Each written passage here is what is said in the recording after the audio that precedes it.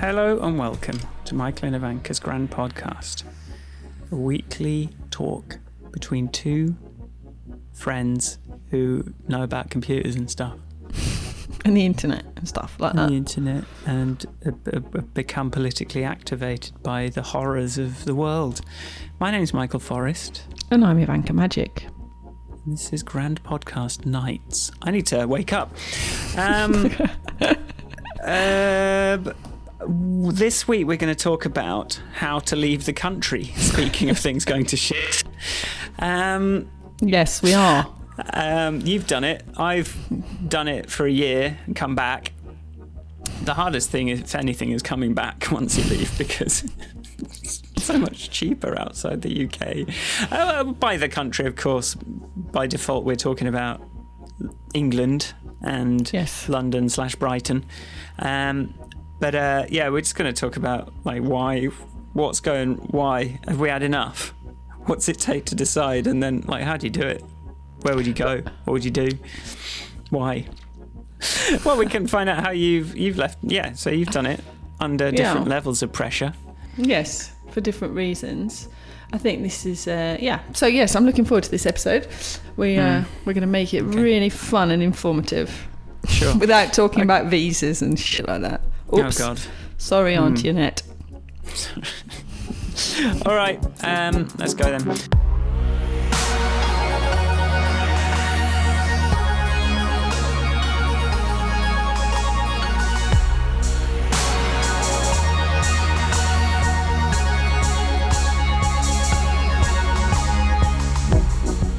So, Ivanka, what's on your mind? How's it going? It's going very well, thank you very much. I'm enjoying my new life in the Croatian countryside. I have, on the subject of the progressing ecosystem apocalypse, my garden seems to be full of bugs. But I haven't seen any worms. What's interesting? Our garden has worms. Loads of insects in my garden, which I celebrate due to the state of the world, but my goodness, they are frustrating and cause not just a few of screechy girly screeches. I say get rid of them. Go after them with insecticide. Yes. So I'm very proud of the developments in my garden. That's what I'm mostly about these days. I'm the kind of person that talks about their garden. I've planted things. I've got a compost heap going. Not sure how it's going to do in the heat, but we'll give it a go. And yes, that kind of thing. I take the child to nursery in the morning, which she's really enjoying. And then we spend the afternoon running around the village like wild children. I'm the only mother hovering in the nearby. All the other children are let free to roam. But mine's only 4. I don't think she might speak in complete sentences and sound like she knows what she's talking about, but she hasn't got a clue about consequences. So yes, that's what's happening in my life. Though she did point out yesterday to me, because I said, no, we mustn't put that there. We need to put it in the bin properly because it's bad for the planet. And she went, yes, because if the planet gets dirty and there are lots of germs, everybody will die. Right, I was like, oh. We've been talking about germs, you see. We've got a germ book. I did leave buying the germ book till very recently because I thought she's exactly the kind of person that if I tell her too much about germs will become very obsessive about so I'm just gently introducing the concept of germs without going, you're gonna they make you ill. Hey, the human race survived for a very long time without knowing about germs, so they did, but they struggled. They were very confused a lot of the time. Many of them died during that period of not knowing what germs are. Yes. I think it's more a question of when or why they died. I think we're all still dying. I'm sorry to say. Yes, of course. Sorry. Yes, sorry. She said that's the other thing. She said, I don't want to get ill and die.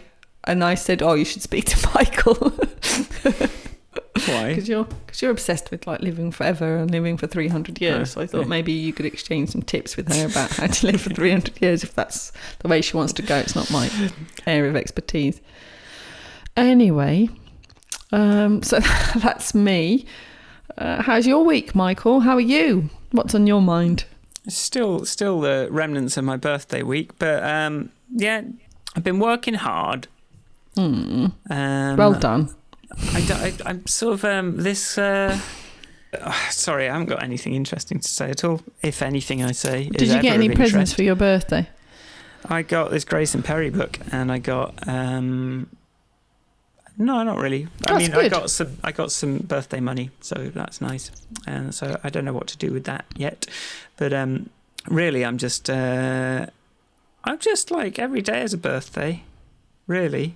It is. From now I on. agree with you. So it's freedom. What's more important than freedom and optimism for the future? Wow. I don't know. Like I got my I'm quitting contracting post on Facebook has got lots of likes on it, which is nice, and people that even though I don't know that well going, you deserve it. You know, it's hard, but it's time. And then I was talking to my family yesterday about it, and I think there was a bit of a, oh, well, you can take up gardening. I'm like, no, if anything, this is going to be more work than before. Basically, I'm trying to get all my ducks in a row for being able to. I need to get some money coming in more from the apps and start kind of internalizing that and marketing and doing things like that. So I'm sort of rebuilding happiness so that I can put in the. There's like I want to advertise, but the annoying thing is to advertise, you've actually got to make technical changes to the app so that the advertising system can know whether it worked and adjust itself accordingly. Which then, like building something you haven't built for a while, is often fraught with error messages. So, and then you might not feel confident that it actually works the way it should. And with the happiness app, I am always very worried that people's data is going to go missing when that's very important. Really important. So I'm always a bit nervous about kind of doing a build or, redeploying a new version to the App Store. Yeah, especially if there are no visible changes. But yeah, I'm just, I've been making lots of little coder documents and trying to, I had to go on David's thing, David Siegel's Glide app making thing, just to see what that was. And so it's a way to kind of create a Google spreadsheet and create a sort of master detail application, basically. So you get a list and then you get a detail screen and you can sort of say what's on the screen and you can say whether it's editable and things like that, which, like there's a pretty common use case for apps, and it's certainly a nice way to be able to author stuff. But actually what I've used it for is to, I had this spreadsheet of all my songs that I started with all the tempos and keys and lyrics, and like, because I've got like hundreds of different tracks sort of living in different places. So I was able to get the app to give me a little searchable list of my songs so that if I'm sat at the piano and I can't remember where to start on the keyboard, I can just quickly search for the song and it's also, I figured out how to get it to play audio as well. So I've sort of got my song and the artwork and I can play the audio, and so that's quite a good way of doing it. But it's not a native app. It's one of those home screen bookmarks that Apple tried to fob us off with in iOS 1, which is fine. It's just, it means like if you're offline, then it's a problem, or it does take longer to load than an app would if it was a native app. But it certainly has use cases. Coda I've been using as well, but I've been finding that's got different, like I'm finding it sort of kind of useful, but sort of not quite. I can't seem to, I just want to change the background color of something and there isn't a thing to do that. And so I'm having quite a lot of, sometimes, you've got to just figure out what the limitations of these tools are. Anyway, that's me. I'm just trying to plan and get ready for try not to wait until I start to feel that I need money, until I start trying to earn money. I need to get ahead of it this time. Yeah. Well, a couple of things from me, which I do need to put on the podcast because it's part of our new life and funding it, is that we've launched Restaurants Brighton Jobs. I forgot to say that. That's a big deal. Sponsored by Restaurants Brighton Jobs. Sponsored by Restaurants Brighton Jobs. So yes, that can have a link in our notes. But if you're in the Brighton area or looking for a job in hospitality in the Brighton area, then please do go to restaurantsbrighton.co.uk/jobs. That's there you go. Sponsored by My Billable Time. And then the other thing that I'm looking into as a project for somebody else is trying to increase the number of people willing to host refugees. And Right. coincidentally, this episode will go out during Refugee Week. So I've been seeking to understand the types of people who take in refugees. So that's from unaccompanied minors all the way through to whole families who arrive as refugees in the country, because there is a shortage of people who, especially in that sort of, when somebody arrives and is legally seeking asylum, before their asylum seeking gets rejected, especially if they're 14, 15, 16, which there are lots of unaccompanied children, they essentially get put in emergency foster care. And they then need to be found a more stable home. And so it's a bit more similar to a thing called supported lodgings that you may or may not know about if you've looked into fostering. But fostering is obviously taking full care of a child who needs parents, whereas supported lodgings might be for somebody who's left foster care, so they're 18, but they can't go home to mum and dad while they sort themselves out. So supported lodgings would then enable them to live with somebody till they're 21 and help them achieve independence.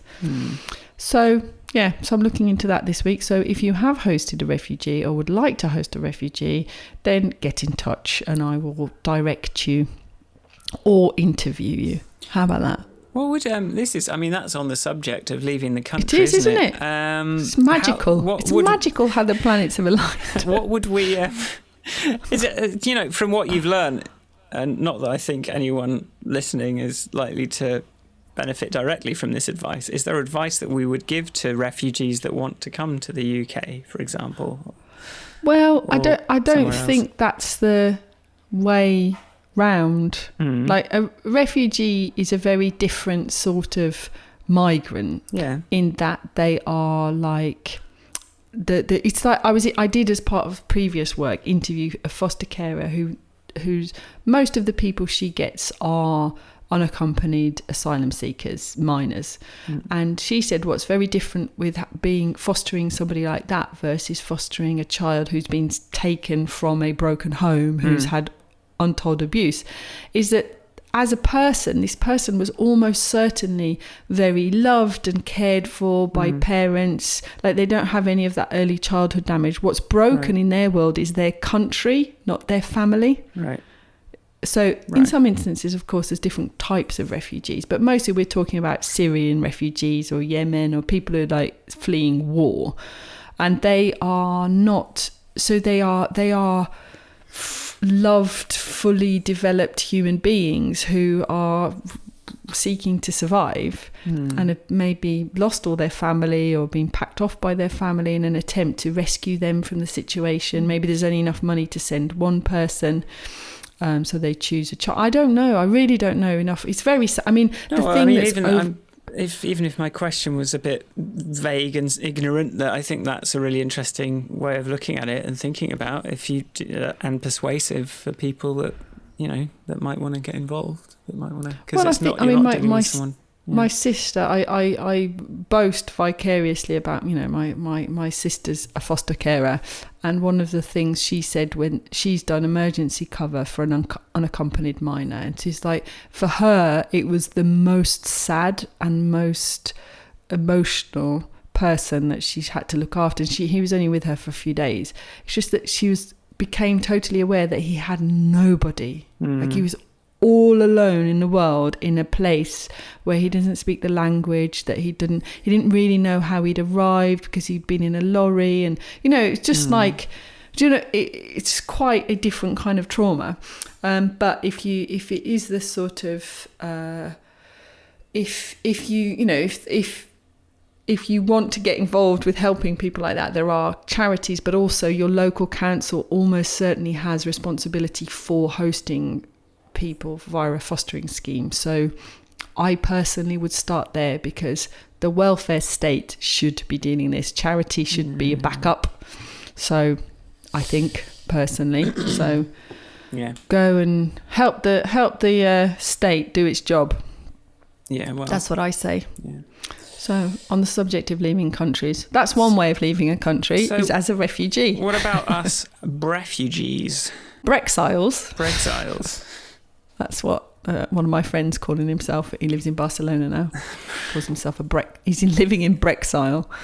What about us? For us, it's a much more... Do you think it requires privilege? Probably. Yeah, I think I think so. Or well, yes. To even contemplate it, I don't think, I think that requires a degree of some kind of privilege of sort, being, for us moving to Croatia, obviously there's no particular documentation issues. I'm not really here as a Croatian citizen. I'm here as a British citizen. It's kind of a bit woolly. Because I don't need to sort out my paperwork super fast because my British passport allows me to stay here. This is where somebody listens to my podcast and comes and I get the the immigrant police coming around going, what? So there is a degree of privilege, I think, in even contemplating it. Don't you? Yeah. I don't know how you do it without quite a lot of money, to be honest. But then you have there's refugee type migrants, and then there's economic migrants who and that can be at a very one of the things that struck me when I did a project for 4 weeks in Abu Dhabi when I was at LBI, and there were there were levels of expats. I'm sure I've said this on the podcast before, but basically the Indian immigrants were all the labourers on the building sites, and then the Filipino immigrants were all the ones that were looking after children and being domestic help, and then blah blah blah, and then it got to the Aussie and the UK immigrants, and they were all being having all the white collar jobs, and it was I want to say stratosphered, but that's not, there was stratified caste system. It was essentially, it was quite, it's not my cup of tea to go and live in a place like that, but I think it was it was interesting to see how, because, this idea that because you're white collar and you've gone to America after a job, you're no less an economic migrant, I think. Just because somebody's skill set is bricklaying or, I don't know, plumbing, like we get in the UK, it's like you're just coming to try and earn a living. But I think in my case the motivations are slightly different, and more fun. So we're both sort of, I guess if we were talking about we're both able to sort of, if we've got online businesses, it sort of doesn't quite matter as much where you live, where you do it. No. This is a force in the world of people. It's the same thing that is. I don't know if this is a tangent, but I think one of the things that's driving this economic inequality is this sort of people, because computer stuff doesn't need to be done locally. Everyone sort of tries to sort of farm it out to India, and then. Whether or not it's a good idea, sometimes just so that they've got something to do in their bullshit jobs where they don't actually really have anything to do. So, we could try offshoring some stuff. Yeah, sounds good. That'll keep me busy for a few months. That sounds like a lot of the time that's the reason that it happens. That sounds like a lot of meetings. Good. I have need lots more of meetings, yeah. Lots of sort of slow, awkward international, video conferences where you can't quite understand what anyone's saying. That's always awesome. Can we get a nicer microphone so we can hear? The global. So depending on your job, you can work for. You can work anywhere. So you get a lot of these sort of contractor mobile people that, software developers and people like that, move to some, desert island somewhere. Sri Lanka. Sort of still work. And, but I think, when Sharon and I talk about it, she worries that she works in the administration of a British university. She sort of always says that her skills aren't transferable enough, and that so I'm trying to help her get to a, like, if you do feel like your job, I don't know, because there's languages as well, and then there's like I think it's harder if you. That's one of the reasons I wanted to get her a laptop, was so that I could start getting her to help on the stuff that is not quite so localized, and then we'd feel a bit more freedom. So I mean, there's advice: get a laptop. I would quite happily do something more local for sure. Like, so I've got a little list of things and people I want to contact. I'm certainly trying to make sure I'm, getting myself engaged in the local community, looking at, organising some things, or maybe helping people with the marketing of their businesses, something online. You know what I mean? It's not like I want to live here. I don't want to, just stay at home working remotely. Stay at home, do you know what I mean? Whereas I want to. At the moment, we certainly do not anticipate this being a forever move. This is just a extended childhood for my child, basically. And so where she can run wild in a village with all the other children that are running wild. But we.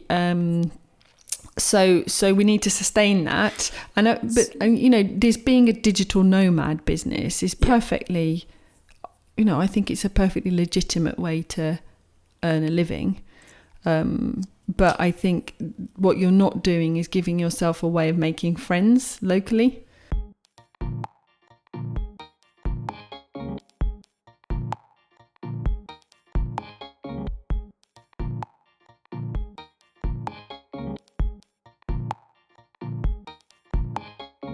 I think as a species, we've begun to underestimate the importance of local interactions. Everyone sort of lives in their phones on Instagram, looking for international likes on things, but it's less likely to be people that, like, it's a different sort of conversation, isn't it? A local conversation with someone that you just happen to live near. You can't really have those.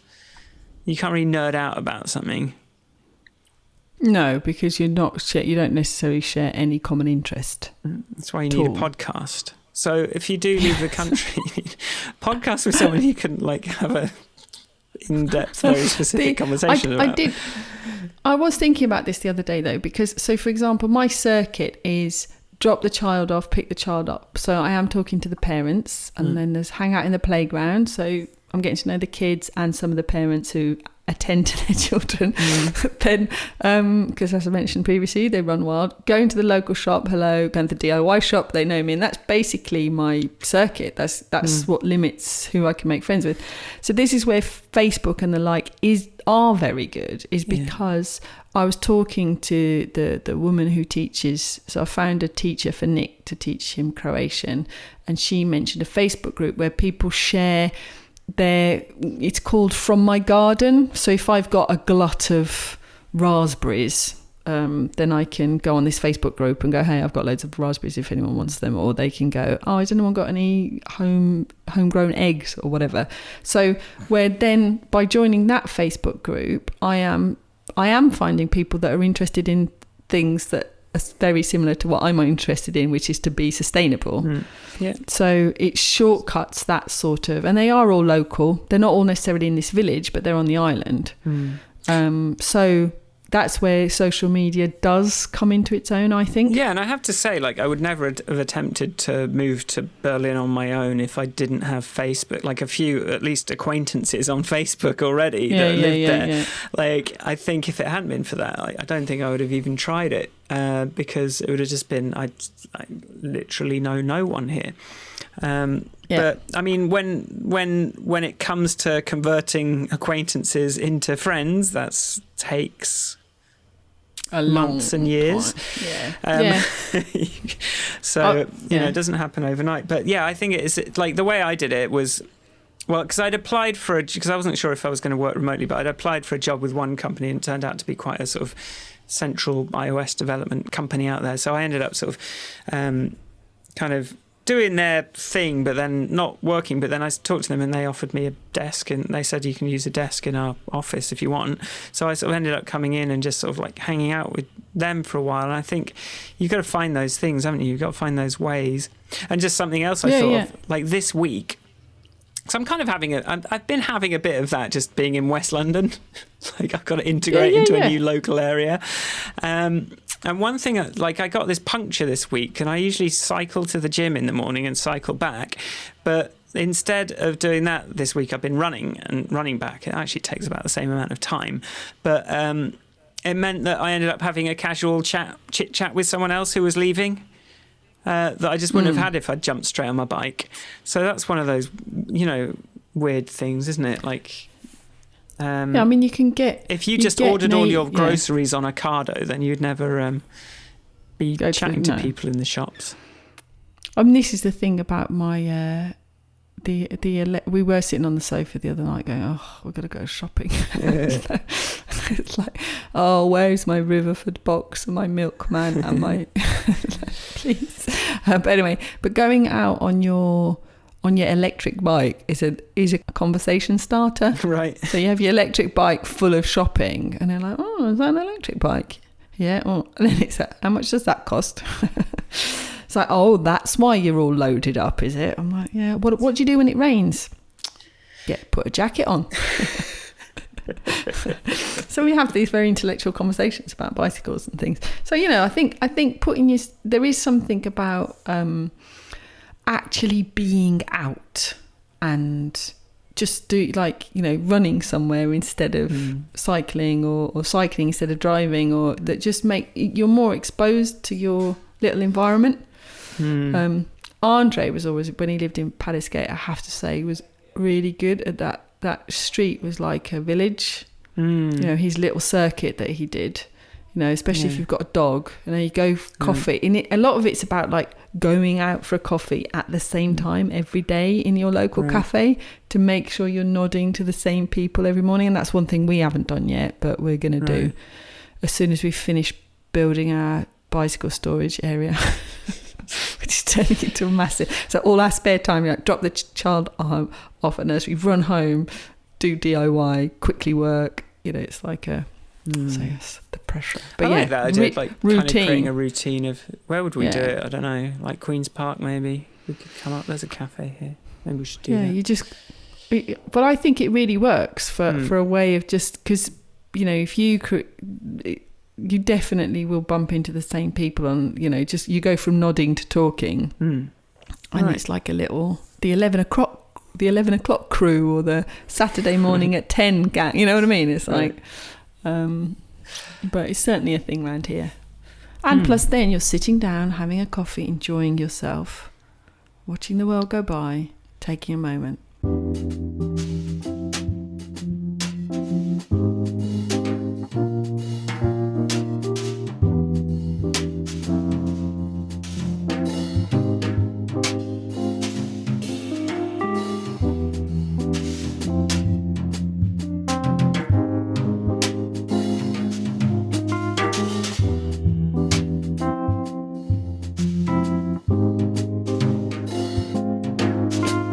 Let's say it was like, okay, fuck this Brexit mess, I'm going. Like, moving to another country, there are always... I wish we had Sharon on as well, because she sort of... So I always have... doing it myself made me have so much more respect for people that have moved here from somewhere else, and English isn't your first language. I think that takes a lot of balls. Yeah. And it must be, and something I always envied, something I always saw was that you get like some friends automatically if you want them because they're from the same place. So, like, whereas in the UK, because everyone sort of speaks English, and you don't just sort of say hello to random people because, like, why? Whereas if it was like, oh, you're Spanish, then you've instantly got a connection that you can develop. But then I did find being in Berlin, just because someone was English didn't necessarily mean that I was going to be able to form a long and lasting friendship with them. So the sort of like the romance of that died down a bit. But I was just going to ask, like, what are the things to what are some unexpected things that you missed, or that what might you not be expecting from a big change like that? So I speak the language here, and I'm familiar with the culture and all that kind of things. But I'm quite the foreigner. I only lived in Yugoslavia for a short period. I'm definitely like one of those Croats that was born abroad type, a bit weird. And plus I'm Herzegovinian, and that never goes down very well because they're all mental. But what I wasn't prepared for, and someone else spoke about this, was the effect it has on the child, because she's like been mental because everything is new. She's clearly overwhelmed by all the new. It's all new, even though it's familiar. It's still new, having to operate in a different language. So she's going to nursery. She definitely understands, but struggles to speak, and is nowhere near as eloquent at all in Croatian. And so and where normally she'd be like in nursery bossing everybody about and telling everyone what to do and organising things, she can't, because she can't tell them what to do. So I think it's it's not necessarily a negative by any stretch of the imagination, but I hadn't really computed in how much extra love and attention she needs to sort of help her settle in. Because she doesn't know what's happening to her. She wasn't involved in the decision. We started telling her about it about 4 or 5 weeks before we were coming. And so, but we didn't ask her. Do you know what I mean? It wasn't like, hi, so how about going to live in a different country with different friends that speak a different language, that eat different food, where everything is different. So that took me by surprise, if you got kids. But I am enjoying the sense of because we've moved from city to rural. I'm enjoying the pace change and the being more physical, because I'm just out and about. I have to walk more. I mean, the reason to travel is to realise what you're taking for granted and what you actually need versus.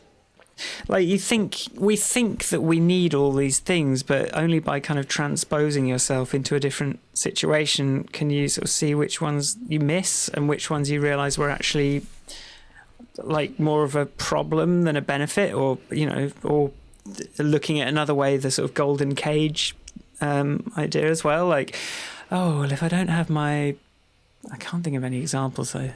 My coconut latte or my turmeric latte. I'll die without my turmeric latte every morning. It'll be all right. But what I was really surprised how much I missed was, I think I've said it before, but I just really missed Itsu, Pret, stuff like that. This is one thing I was talking. God damn it! I really missed contactless. I was talking to this other couple, the wife of this other couple who are similar-ish age and who lived in Berlin quite recently, and she was like, they're having to actually prepare food for 3 meals a day.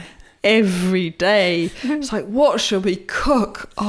It is a bit like, I mean, because Nick's always worked from home, we've always been making up food, but your Pret Itsu story reminded me.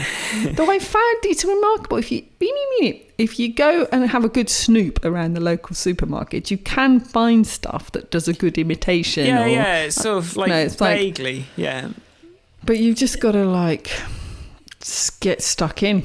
I'm running out of Indian spices. That's going to be my next problem. Oh God, I had this real Bombay mix problem when I was in Berlin. I couldn't find it anywhere. I found it in one shop, which I'd cycled for 35 minutes to go and find this shop.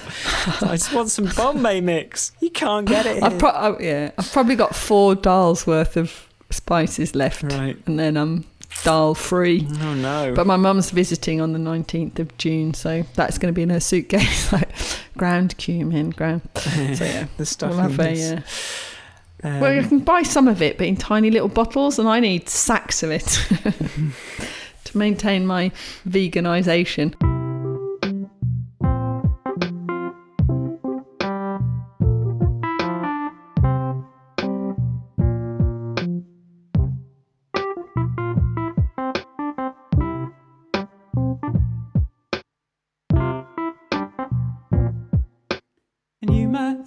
I'm crazy. Obviously, we're still in that thing where, is it a holiday? Are we staying? What are we doing? Yeah.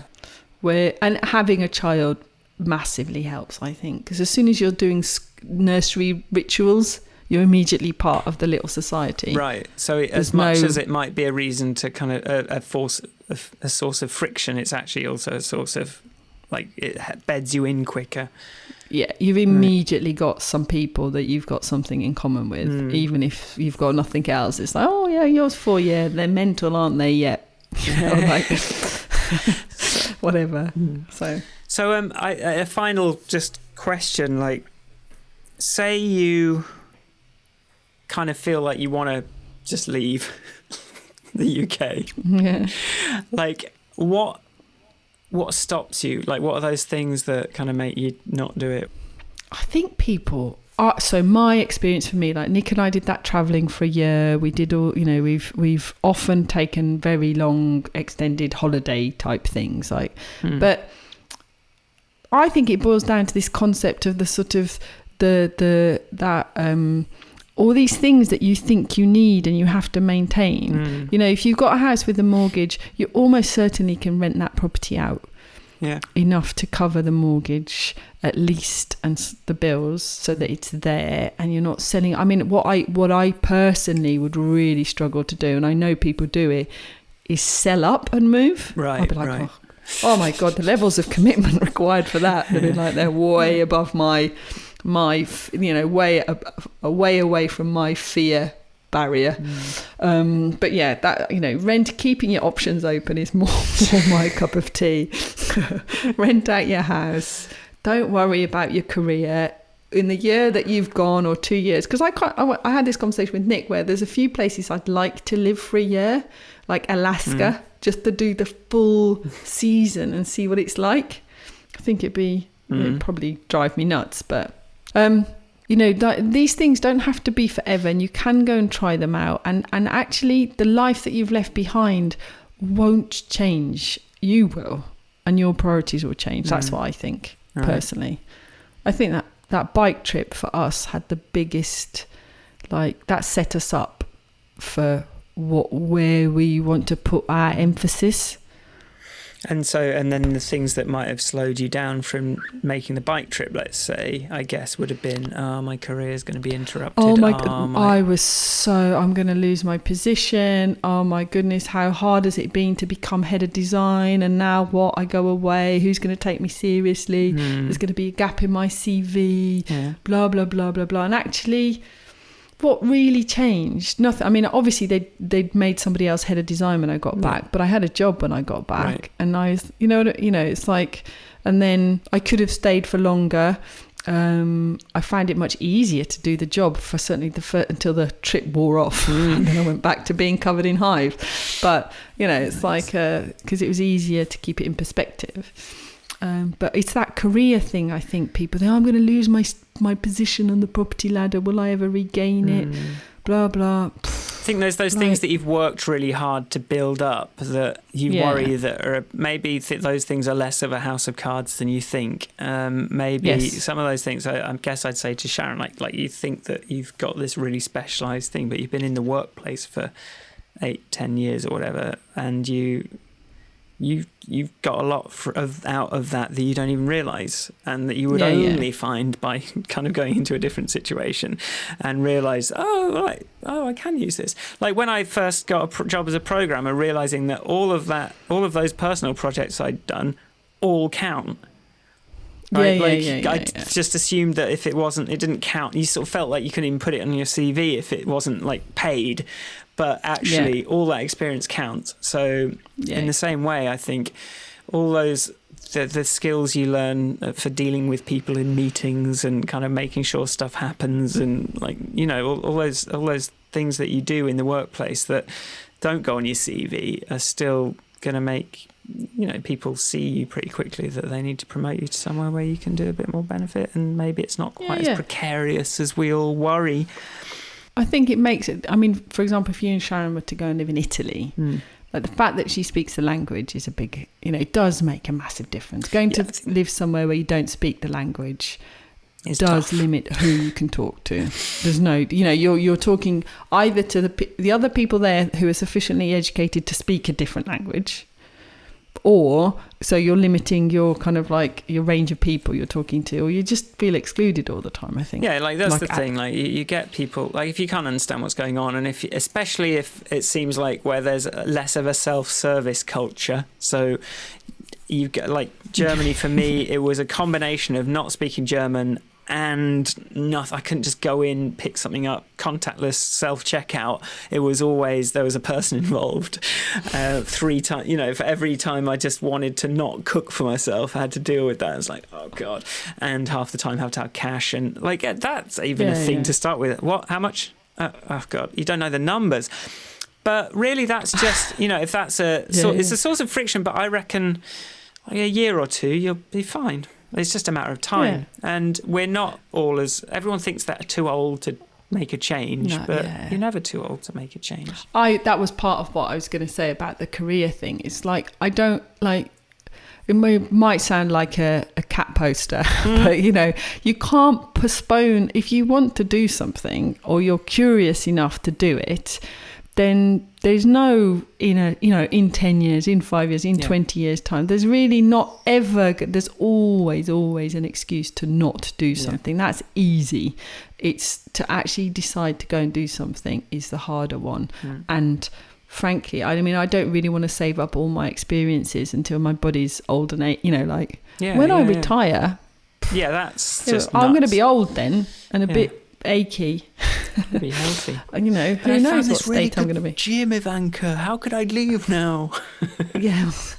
We're so lucky to live near this very unusual place. What? You just started gyrotonic. Yeah. No, so I've got no. And there's no Pilates teacher here. That's my biggest problem. Oh dear. Yeah, you just said you lost some weight and you're much more active.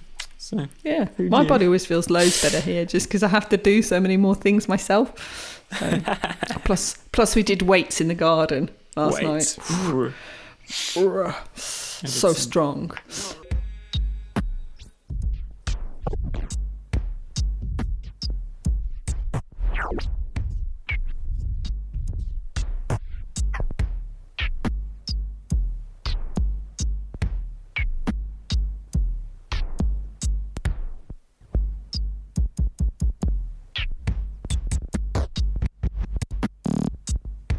How to leave the country is you just leave the country. To do it, you just do a fear setting exercise. I'm starting to feel a bit more advocating of it. Just find out what you're actually worried about and whether or not any of those things are actually showstoppers or deal breakers. And then I think you just have to book it in. Yeah. Just have to get an Airbnb somewhere. Start looking for a flat. Yeah, just do it. You can set yourself a deadline. Don't be too picky. And then you just book a van. Get your dad. Get your dad to give you a lift to Berlin. Yeah, and then it's fine. Just do it, and then you're stuck there. Because you've got to persuade him to come pick you up again. I don't think it takes a kid to feel like it's a bit of a overhead to move back. Like the hardest thing, like I said, the hardest thing of moving to Berlin was then having to move back to London. That took a lot. So while I was kind of getting lots of money for work, that ended up kind of going back into moving back to London and then disappeared pretty quickly after that. So I don't know, maybe it would have been nice to stay, but who knows. But you've lived in Berlin, that's cool. Surely. I'd quite like to. The thing I learned from living there was that a lot of things that I always thought, but I've been building up, because it's not just career, it's like music scene. I've got finally built up all these connections and I'm getting gigs and I'm doing those things. But one reason I'd quite like to be in Europe is they actually pay musicians to play music. It's this crazy idea that your labour is rewarded. Mental. Even though you like doing it. Usually. I think, the thing that I think is the hardest is friends. Yes, definitely. It's because, Like, it takes a long time definitely. It's taken me till the end of the episode to say this. Yeah. I've got some really lovely friends and family in Brighton who I just can't hang out with as much. Obviously, communications are much easier these days with all the modern channels, but it's not the same. It's not the same. And as somebody else I was talking to who's also moved here, he was like, these people, they are an existing community. Nobody's sitting here waiting, going, oh, what I really need is a new friend to move into the area. Yeah. So it's like, and he's like, well, fair enough. Yeah. But it's that sort of actual proper friends takes a bit of time and effort. Tough, yeah. You really miss having someone that knows you well enough that you can just kind of get to the point. Yeah, just go, meh. I don't like having to do all the background information. No. But FaceTime is very good for having It's chats. true. The with your technology family. makes this all a lot easier. It And on does. that note, let's Yeah. wrap this up.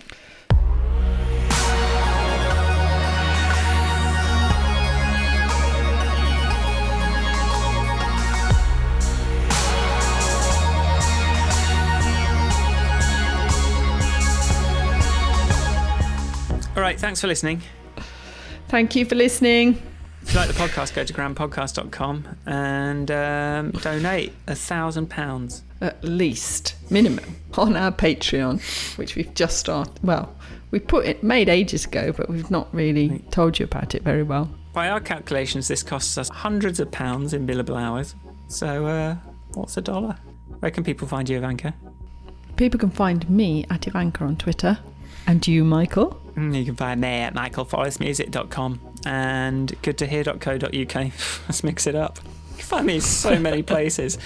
Some people might say, jack of all trades, master of none. But to them I say, you're boring. Download my app. Download one of Eat my apps. my app. I've got an app for that. That's what I say to you. So, yeah, we do these every week. Subscribe and you'll hear the next one. You don't have to do anything for us. You don't know us nothing. But we haven't made any advertising demands. We'll do the refugee thing. Ivanka, look in the notes. Look at the refugee thing. Yes. Yeah, do that, please. Do that. Just have a look. Just have a look, because it's not... Don't listen to Donald Trump. They're not criminals. They're lucky people that have been able to escape. And with that... yes. If you want to rate and subscribe and support, please. Please do. That's how you can help. That would be very, very nice of you. Anyway, thanks for listening. See you next time. Thank you for listening. Bye. Bye.